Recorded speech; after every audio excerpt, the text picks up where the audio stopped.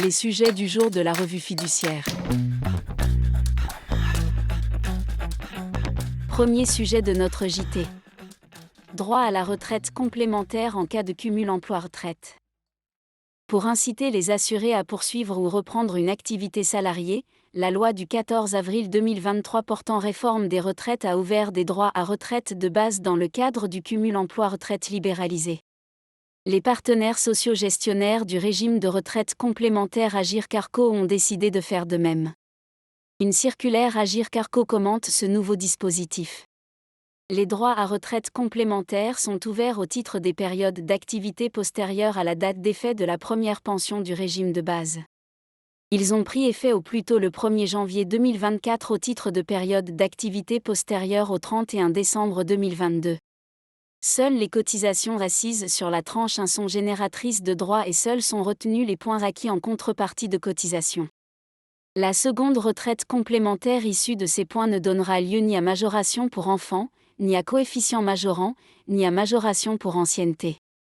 Selon le nombre de points acquis, elle fera l'objet d'un versement unique, d'un versement mensuel ou trimestriel, ou d'un versement annuel. La seconde retraite complémentaire pourra ouvrir droit à retraite complémentaire de réversion dans les conditions de droit commun. Deuxième sujet de notre JT. Location meublée exonérée. Les particuliers qui louent ou sous-louent une partie de leur habitation principale sont exonérés d'impôt sur le revenu au titre des loyers perçus si le prix de la location est fixé dans des limites raisonnables. Pour 2024, les plafonds annuels de loyer par M2 de surface habitable charges non comprises sont fixés à 206 € en Île-de-France et 152 € dans les autres régions. Ce dispositif d'exonération a été prolongé jusqu'au 31 décembre 2026.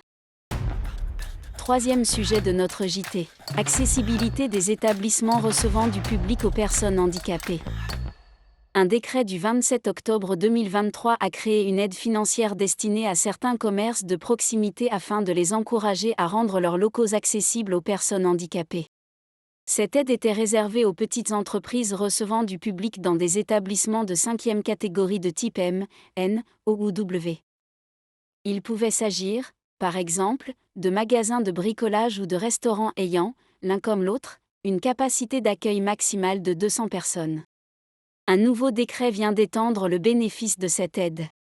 Elle peut désormais être sollicitée par les petites entreprises, mais aussi les associations, qui reçoivent du public dans un établissement de 5e catégorie de type M, N, O, W ou encore de type U. Le type U correspond aux établissements de santé, de cure thermale ou de thalassothérapie et aux pouponnières. La demande d'aide doit être formalisée sur www.asp-public.fr, le site de l'Agence de services et de paiement. Le montant de la subvention correspondra à 50% des dépenses éligibles dans la limite de 20 000 € pour les dépenses d'équipement ou de travaux et de 500 € pour les dépenses d'assistance.